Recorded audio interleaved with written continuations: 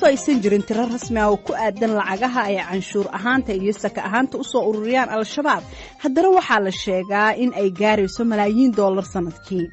VOA-du waxay heshay xogo sheegaya in al-shabaab ay canshuur ka qaadaan badeecadaha kala duwan ee kasoo dega dekedda magaalada muqdisho sidoo kale waxay ka qaadaan guryaha la iibiyo iyo kuwa la dhisayaba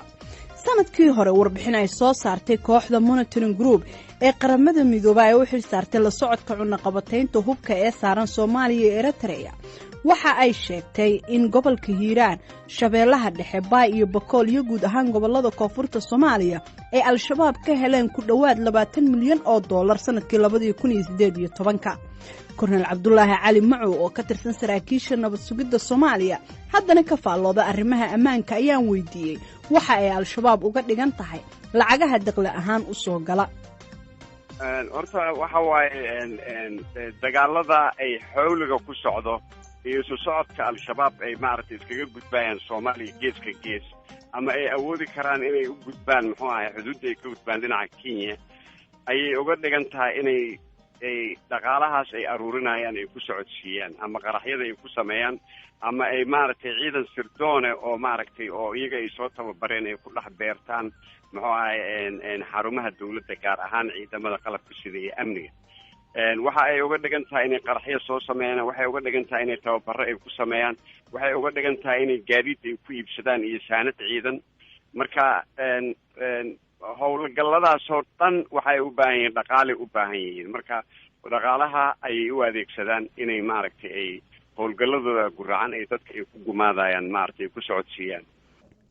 inkastoo ay gobolada Soomaaliya qaarkood meelo ka joogaan haddana waxaa dad badan la yaab ku noqotay sida ay ugu suura gashay al-shabaab in ay canshuuraan alaabooyinka ka soo dega dekedda magaalada Muqdisho waxaa kaloo isweydiin leh sida ay ugu suura gashay inay helaan xogaha badeecooyinka ay wadaan maraakiibta oo sugan iyo sida loo bixiyo canshuurtaasi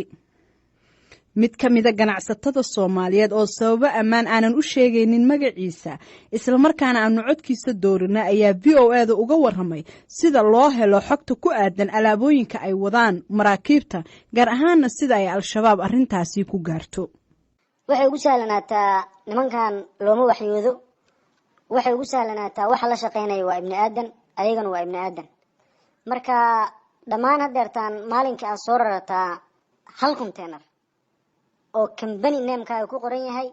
oo telephone number-kaaga ku qoran yahay markii markabka shiibinka dekedda Muqdisho uu soo istaago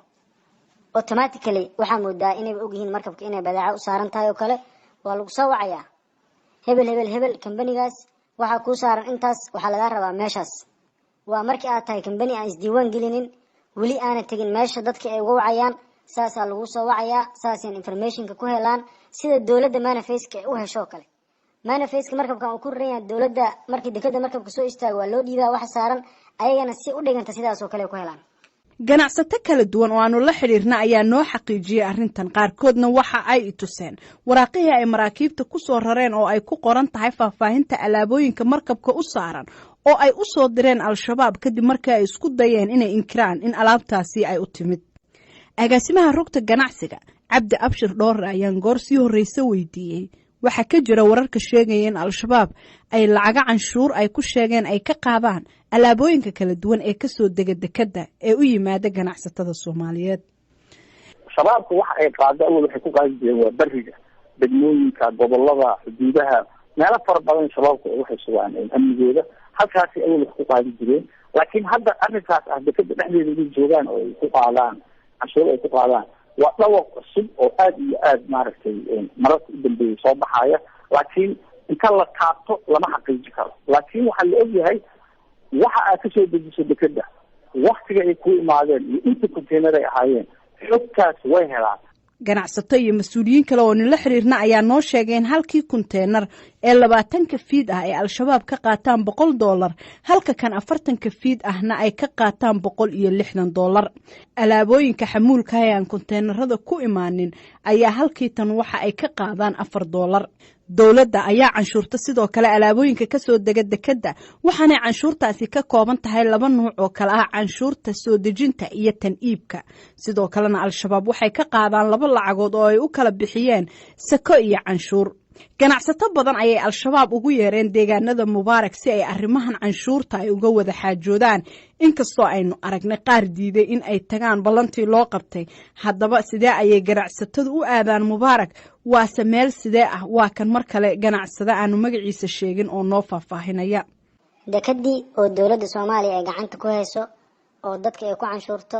oo shay walba oo dekadaas ka imaanaya tariifo leeyahay, haddana waxaa qadarnaatay in niman duurka joogo dadkii soo wacaan aadaan loogu soo dhufto dhowr nooc iyadoo canshuurta loo kala qaadayo. canshuurtaas waxa ay ku micnaayaan qayb waxa ay tahay sakawaad, ayagoo ku sheegayo in sakada maalka ay haysato laga rabo. markii nimankaas ay ka dhamaato qaybta sakada ayaa waxaad u gudbaysaa qayb la yiraahdo maaliyad oo u dhiganta qaybta tariifada canshuurta ahayd. intaas oo container ku timaado, containerka 20 feet-ka waxaan ka rabnaa lacag $100, containerka 40 feet-ka waxaan ka rabnaa lacag $160. marka waxay u sahlanaanaysaa dhammaan ganacsatada markii uu tago ninka dariska kula ahay kii kale to adiga kugu dhaganaay oo yiraahdo hadan ka imid, adigana waxaa marka dhagaha u fuudaanaa in amarka ay qaadataa, laanahu naf iyo maal qofka celinaysa ma ay jirto. halka ay boosashinka ay wax ku qaadayaan oo dadka ay ka wacanayaan waa dekadii magaalada Muqdisho ay wax ka soo dagayeen agabka. dadku 1 iyo 2 iyo 3 midna ma aha, dhamaan hadda ganacsatada gobolka Banaadir ku jirto aktharkooda ninaan tagin meesha uu yar yahay asigoo ka duulayo hebelba waa tagay adiga hays baxareen oo yaan lagu dilin oo meesha aadaya. nimankaas hadeertaan waxa loogu tagay meel la yiraahdo mubaarak gaariga aad ku aadaysid waxa yaabaha cajaa'ibka waxay kamid tahay gaariga mubaarak uu geenayo waxa uu yaalaa ceelasha waxa uga raacaysaa lacag $100 ama $70 waxa ku heshiisaan. mar wuxuu ku leeyahay waxaan kula joogaa xamar ma ku qaadaa, laanahu niman gudiya oo ayaga ruuxooda baabuurtaas ku qaraabanayo oo lacagahaas ka soo galaya daneenayo ayaa waxay u sahleen qofka inta xamarka inta ka qaadaan inay geeyaan mubaarak asigoo sii maray ex control ceelasha afgooye intaas oo xarumada dawladda oo sii dhaafayo. qofkana dhabankiisa loo jeedo in uusan ahayn qof reer dhoobeeya ama dhoobey degan oo dhabankiisa labeenti saaran yahay ganacsade yahay inta gaari raaxa inta lagu qaado waxa lagu geenayaa mubaarak. markaa tagsidna waxa lagu dejinayaa qol hotel oo jiingada oo isla ayaga rag ayaga kamid ah ee sameysteen oo hotel oo business ka dhex abuuran. markii aad fikirto meeshaas business ka dhex abuuran laana sariirtaas waxa ku seexanaysaa $4 bar, waxa kugu jirto quraac, waa hotel. inta habeenaad joogtid meeshaas lacagtaada ku bixinaysaa, ka bacdina meesha markii aad tagtid waxa arkaysaa qol yar oo ilaa 4 nin fadhiyaan, laptop yar la fadhiyaan, meeshaas wixii su'aalaha iyo ribooda aad ku kala qaadanaysaa. waxaa muuqata inay jirto shabakad isku xiran oo adeega canshuuraha al-shabaab sahla, kuwaasoo qaarkood ay u shaqeeyaan sida xog ururinta, qaar gaadiidka ku shaqaysta iyo kuwo ku shaqaysta goobaha ganacsi ee ay degaan ganacsatada marka loo yeero. dad badan ayaa isweydiin kara sababta ganacsatadu u siinayaan canshuur kooxaha dhibaatada ku haya dadka islamarkaana wax dila. waxaana su-aashaasi weydiiyey mid ka mid a ganacsatada iyagu bixiya lacagahaasi oo aan weydiiyey sababta ay ganacsatadu lacag u siiyaan urur al-shabaab oo kale ah. ganacsatada waa dhiban yihiin dhowr qayb markii aan kala saarno. qayb waxa weeyaan inta badan waxa laga daneynayaa wax yar, qaybna waxa laga daneynayaa wax weyn. ninka eetamkiisa badan yahay laanahu automatically nimanku ay la socdaan waxa ku raran, waxa lagu leeyahay kambanigaaga wuxuu ku shaqeeyaa hadii si dhab ah ugu shaqeeysi 30,000 waxa lagu leeyahay kambanigaaga wuxuu ku shaqeeyaa 150,000 si oo lagu gelgelo oo astiraadi waaba laga warqabaa. markaas dabadeeda waxa leedahay war intaas ma haysto, adaa markii dambe waxa sheegayo qiimaha runta ana intaas aan haystaa, capacity-gayga iyo capital-kan aan ku shaqeeyo intaas waaye, intaas aan ka ogolahay. mar allaala markii intaas aad ka sakaysid automatically qolada kale maaliyadda ayadana saas ay kaaga qaadanaysaa lacagta. sidoo kale waxay al-shabaab lacag ka qaadaan gaadiidka kala duwan ee dalka isaga kala goosha. waxaa kaloo ay ka qaadaan lacag diiwaangelin ah oo u dhaxaysa $500 ilaa iyo $100. gaadiidka ganacsi hadba sida ay u kala waaweyn yihiin sida horeyba loogu xusay warbixin ay soo saartay kooxda Monitoring Group. waa kan mid ka mid a ganacsatada Soomaaliyeed oo sharxaya sida gaadiidka loo canshuuro. canshuuraha marka hadda oo la fiirinayo canshuuraha waa canshuur bariga iyo canshuur oo badda. taas badda markay qaataan waxa ku soo harayso canshuuraha bariga. gaari walba oo busteejo xamar ku taal ka baxay badeecada saaran kaariga rarayo iyo darawalka waxay ku qasban yihiin dukumiinti lagu qoro badeecadaas in shirka gaariga la saaro lianna jagboontiyada ay sii marayaan gobolkay u socdaan ama gobolku raba ha ahaado meel waxaa jirta astaan u ah oo lagu baaro badeecada saaran oo lagu ogaanayo iyo dadka iskale sifadaasaana canshuur looga qaadaa waxaana ka mid aysan dadka kaariyaasha darawaliinta ninka darawalka asoo ka duulay in aan la xanibin gaarigiisa aan la dejinin oo badeecada shay aan loo tirinin waa uu sii fududay warqadaa lagu sii qoray qofka asaa raadsanaya marka qof walba lamarkiisa magaciisa ku qoran waxaa kuu soo hartay had dheertaan caasiyadii awal lagama qaadi jirin lacag meel daynila korkeeda had dheertaan dhammaan dadka caasileyda guddi loo sameeyey lagu shiriyey oo lacag laga rabo 200 kun oo shilin Soomaaliya waxa BL meesha saaran markaas lacagtaas dad guddiga u sameysteen ee leedahay dadkaas u qaadayo waxa kale oo jirto gaadiidka waaweyn ee xamuulka ee dekada ka soo baxay guddi uu leeyahay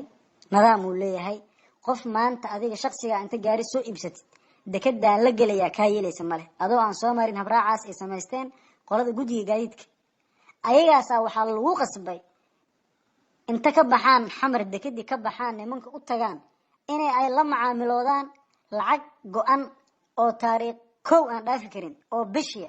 ay lagu soo balam ay bixinayaan waana waxa sameynaya waa guddiga gaadiidka ganacsatada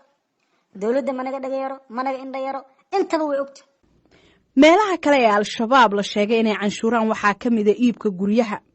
mid ka mid ah dadka canshuurtaasi laga qaaday ayay VOA-du la hadashay sababo ammaan darteed ayaan magaciisa aanan u sheegaynin isla markaana codkiisa aanu u bedelnay waxa uu ka waramayaa qaabkii lacagta looga qaaday markii uu guriga gadanayay dhulka waa canshuuraan shabaab waliba canshuur xoogan bay ayaa ka soo gasha oo dad bay u sameysteen kuwaasoo jooga meelo kala duwan oo magaalada Muqdisho kula sugan kuwaasoo xog badan haya tusaale haddaan ku siiyo dhul baad rabtaa inaad ka iibsatid ama goof ha noqdo ama ma garanaysaa ha noqdo dhul caadi ah magaalada gudaheeda ama degmo kasta oo magaalada ka mid ah kow waxaa aasaas ah oo aan la shaqeeyba geometrista dhulka cabiraya ama engineer dhulka cabiraya ayaa xogta kow lambarka gudbinaya kaasoo oo boqolkiiba $5 halkii cabirkii $5 bay ku leeyihiin waxaa kaloo jirta meelaha ugu muhiimsan ay tahay in ay ka helaan xogta nootayooyinka markii la kala wareejinayo dokumentiga dhulka canshuurta ay qaadaan wasaaradda maaliyadda Soomaaliya uma xarooto sababtoo ah boqolkiiba waxay ugu dhuftaan dhulkii $5 bay ku dhufsadaan boqolkiiba $5 waxaa suuragal ah in aad ka dhuumatid ama ay ogaan weyso dawladda Soomaaliya wasaaradda maaliyadda dhulkan la kala gaday laakiin shabaab ay ogaadaan oo waliba ay ku soo wacaan lacagta meesha lagu shubay bangiga lagu shubay ay ogaadaan lacagaha guryaha kuma eka oo kaliya iibka balse waxay al-shabaab lacaga kale ka qaadaan marka la bilaabo dhismaha mar kale waa kan isagii oo haddana sharxaya lacagtii dambe ee la soo weydiiyay xilliga uu bilaabay dhismaha aniga igu dhacday dhul ayaan iibsaday dhulkaas oo aan markaan iibsaday kadib aan dhahay kala wareejintii dokumentiga nootayadii dokumentiga kala wareejinaysa ayaa waxay ugu amirtay lacag noocaas laga raba oo maxay tahay qaadanaya ma canshuurta dawladda maya canshuurta dawladda maha waa canshuurta kale ayaa laga rabaa canshuurta kale micnee fahamsi markaan dhahay oo garan waa la ikixay qolbu igeliyay dadkii uu iga dhax saaray iyo eheladii dhul markaa iibsanaysa ehel iyo qaraabay marqaatiyaal baa jira dadkii waa la iga dhax saaray meel gooni baa la ifriis waxa la yiri lacagtii al-shabaab ayaa laga rabaa oo qadarkeedu uu yahay 5% marka meeshaas qiimo badan oo lacag aad u far badan ayaa laga qaaday marka waliba hadalka waxa lagu daray dadka aan lacagta u qaadeen anaga ma fogo isla hadda ay u baahan yihiin lacagtooda ayaa lagu yiri ma bangi baa lagu shubay maya lacagtaas adiga bangiga ka soo saar cash baa laga rabaa lagu sheekay arintaasi waa arin maalin kasta dhacda waxa kaloo hadda soo siyaaday dhulkii oo banaana markaan damca inaan dhismihiisii aan bilaabo iyadana lacag kale laga rabaa lacag kale engineerka uu kugu wargelinayo uu ku leeyahay lacagtaas ayaa laga rabaa tusaale yar haddaan ku siiyo example ah boss 11,500 oo dollar laga bixiyay lacagta la iga canshuuray ayaa waxay ahayd lacag gaaraysa 5% ayaa laga canshuura ayada lafteeda. ganacsatada qaar aanu la hadalnay ayaa sheegay in marka uu markabka badeecadahooda sito soo xirto ay al-shabaab haystaan nuqul ka mida maanafaystada ama qoraal sharxaya waxyaabaha markabka saaran iyo cidda uu u raran yahay intaba. waxaa sidoo kale ay la xog ogaal ahi inoo sheegeen in cidda keliya ee xogtaasi heli karta ay tahay wakiilada shirkadaha maraakiibta iska leh, hay-adaha xaqiijiya soo dejinta alaabta ee loo yaqaano clearing company-ga iyo maamulka dekedda oo xogtaasi faraha loo geliyo marka markabku uu soo xirto. haddaba sidee ugu suura gasha al-shabaab in lacagahan ay ugu yeereen canshuurta iyo sakaadka ay ka qaadaan alaabooyinka kala duwan ee kasoo degaya dekedda magaalada muqdisho iyo ganacsiyada kala duwan ee magaalada oo uu ku jiro iibka dhulka? waa kan mar kale Korneyl Cabdulaahi Cali Macow. waxaa jira waxyaabo aan maaragtay aan foojignaan badan aan laga samaynin oo maaragtay shabaabka waxa waaye dhalinyaro aad u fara badan ayaa maaragtay kasoo baxsaday laga bilaabo 2012 ilaa 2016 kuwaasoo oo waxa loogu yeero dhaqan celin in la geeyey kadibna muxuu ahay suuqa lagu soo daayey. kuwaas ayay dib ayay inay u howlgeliyaan ayay waxa ay bilaabayeen inay maaragtay handadaad iyo cagajuglayn ay ganacsatada ay ku sameeyaan iyo cabsigelin amaba ay fuliyaan muxuu ahay dilal qorshaysan. waa kuwii dhaqan celinta ama kuwii xabsiga soo dhamaystay oo operative ka ah ama ka howlgalaya magaalada muqdisho ee agagaarkeeda si ay u cabsigeliyaan ganacsatada ogana aruuriyaan muxuu ahaa dhaqaalaha kolba shabaab ay u baahan tahay. marka taas ayaa u suuragelinaysa iyo habacsanaanta ay ciidamada sirdoonka aysan marnaba aysan maaragtay u caabooneyn amaba aysan diyaar aysan u ahayn inay shaqeeyaan. isku geyn al-shabaab ayaa la sheegaa in bil walba ay hesho malaayiin dollar oo ay ka ururiso gaadiidka kala duwan, ganacsiga noocyadiisa kala duwan, xoolaha, beeraha iyo dekedaha. wasiirka maaliyadda Soomaaliya Cabdiraxmaan Beylo oo aan la xiriirnay isagoo ku sugan Jabaan ayaan ka hadlin arrintan. sidoo kalena waxaanu la xiriirnay wasiirka warfaafinta oo aan wax ka weydiinay xogaha ku aadan canshuuraha ay al-shabaab ka qaadaan magaalada Muqdisho. isna waa uu ka gaabsaday. dhageystayaal, marka ugu horeysa ee inoo suura gashay inaanu helno mas'uuliyiinta dawladda federaalka ah ayaan idiin soo gudbin doonaa fakar ama jawaab wixii arrintan ay ka bixiyaan.